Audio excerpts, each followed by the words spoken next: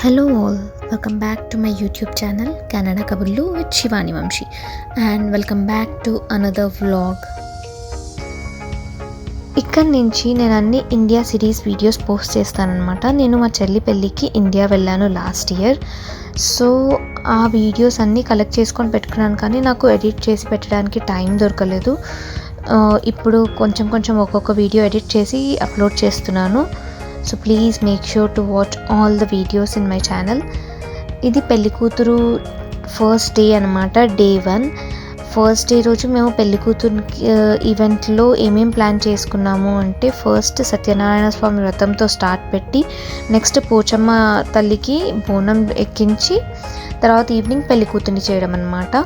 So ఇలా సత్యనారాయణ స్వామి వ్రతం ఉంది కాబట్టి వ్రతంకి కావాల్సినవి పూజా సామాను, కథపీట అన్నీ నేను, మా అక్క, మా పెద్దక్క అందరం కలిసి చదువుతున్నాం అనమాట. మొత్తం అవన్నీ చదివి ఇంకా నేను అక్క వాళ్ళు అందరం కలిసి వెళ్ళాం రెడీ అవ్వడానికి. పంతులు వచ్చే టైం అయింది అంటే ఒక్కొక్కరు ఇంకొస్తున్నారు. మా బాబు వచ్చాడు. ఈ వీడియో తీసేది మా అక్క వాళ్ళ పాప, కొంచెం షేక్ అయినా కానీ ఏమనుకోకండి. ఇది మా చెల్లి పెళ్ళి కూతురు. అందరం రెడీ అయ్యి వచ్చేసరికి పంతులు కూడా వచ్చేసారు. సో ఇంకా కథ స్టార్ట్ అయిపోయిందనమాట. కథలో అక్క వాళ్ళ అత్తయ్య, మామయ్య, అక్క, బావ, నేను ఇంకా మా చెల్లి కూర్చున్నాం అనమాట. వంశీ లేడు కాబట్టి నేను కండువా కప్పుకొని కూర్చున్నాను వంశీది. నార్మల్గా హస్బెండ్స్ దగ్గరలో లేకపోతే వాళ్ళకి సంబంధించింది ఏదైనా వేసుకొని కూర్చోవాలంట మనము. సో అలా వంశీది కండువా ఉంటే నేను ఆ కండువా వేసుకొని కూర్చున్నాను. మా ఫ్యామిలీలో ఏ పెళ్ళైనా సరే ఫస్ట్ సత్యనారాయణ స్వామి వ్రతంతోనే స్టార్ట్ చేస్తామన్నమాట.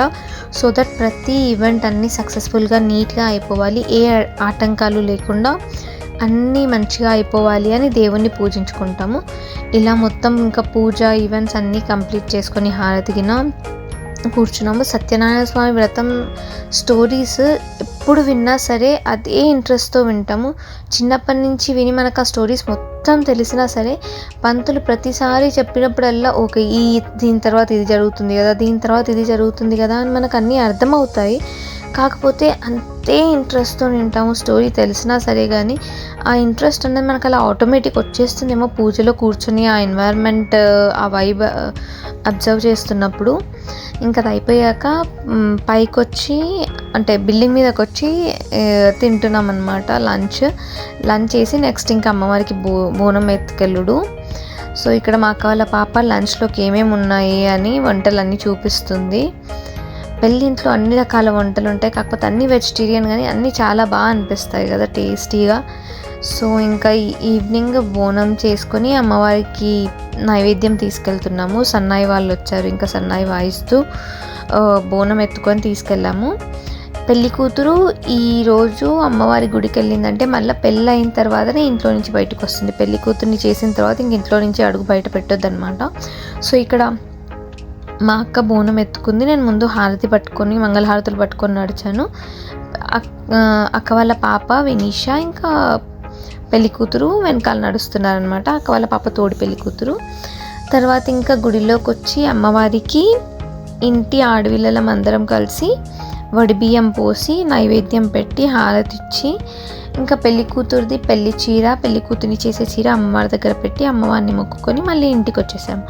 ఇంటికి వచ్చాక ఇంకా అమ్మమ్మ వాళ్ళు ఒక్కొక్కరు పెళ్లి కూతురు ఈవెంట్ స్టార్ట్ చేశారు. ఫస్ట్ మా దాంట్లో పెళ్లి కూతురికి పసుపు రాస్తారు, నలుగు పెడతారనమాట. పసుపు రాసి తర్వాత మంగళ స్నానం చేస్తారు.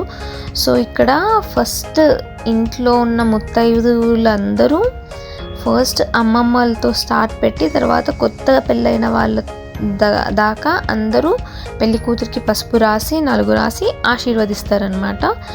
తోడు పెళ్లి కూతురుగా కూర్చుని మా అక్క వాళ్ళ పాప వినీష. దానికి పసుపు అన్న అసలు ఏది ఇంత మరకంటొద్దు, కొంచెం అంటినా సరే దులిపేసుకుంటుంది, తుడిచేసుకుంటుంది.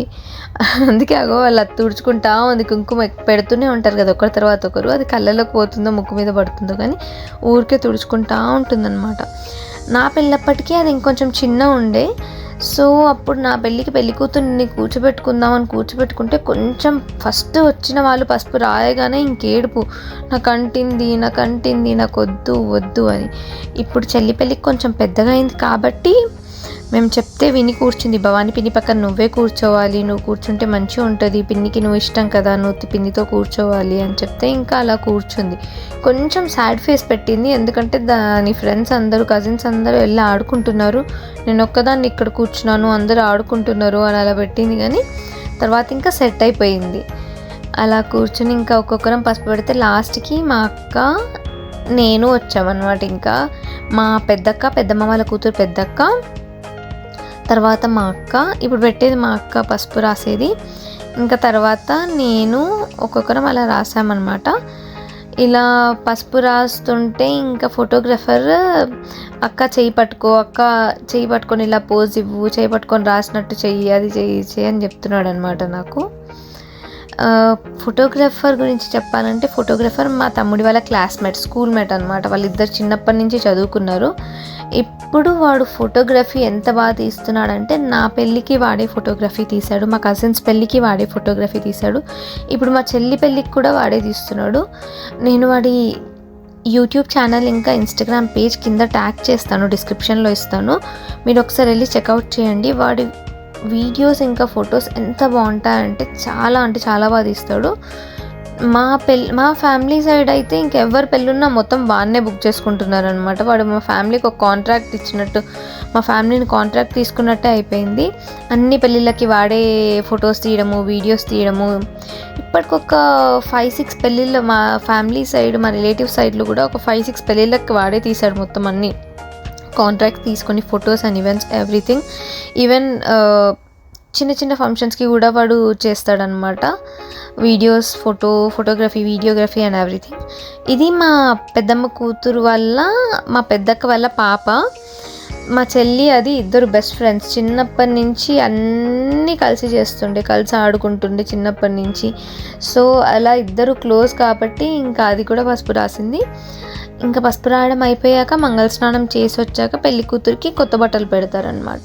మా దాంట్లో ఫస్ట్ నార్మల్గా మమ్మీ పెడతారు కొత్త బట్టలు, మమ్మీ లేదా అమ్మమ్మ వాళ్ళు లేదా మేనత్త. ఇక్కడ మా మేనత్త ఇంకా మామయ్య పెట్టారనమాట.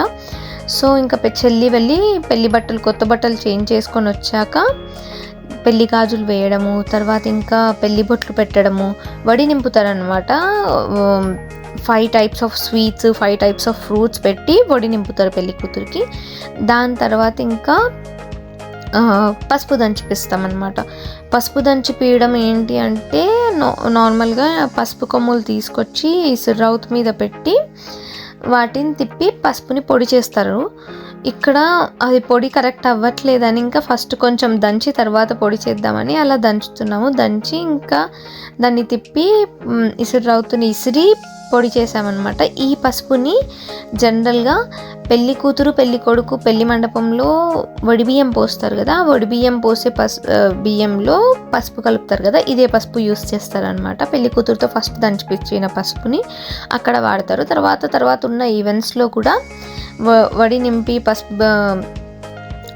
పసుపు బియ్యం పోసేటప్పుడు, వడి బియ్యం పోసేటప్పుడు ఇదే పసుపు కలుపుతారనమాట. ఇది మేము జస్ట్ ఫోజ్ ఇచ్చాము పట్టుకొని, మా చేతితో అసలు తిరగట్నే లేదు. మా అమ్మమ్మనేమో మంచిగా తిప్పుతుంది, మా అమ్మమ్మ చేతితో ఏమో ఈజీగా తిరుగుతుంది. వాళ్ళకి అలా అలవాటు ఉండబట్టో తెలీదు, అది కొంచెం పైప్ లూజ్ ఉండబట్టో తెలియదు, కానీ అలా ఉంది. ఈ వీడియో ఫస్ట్ డే ఇంతే. మీకు వీడియో కనుక నచ్చినట్లయితే please like, share and subscribe to my channel. Press the bell icon for more updates. ఇలాగే నేను నెక్స్ట్ ఈవెంట్స్లో ఏమేమి జరిగాయన్నది ప్రతి ఒక్కటి పోస్ట్ చేస్తాను. Thank you for watching the video till the end. Bye.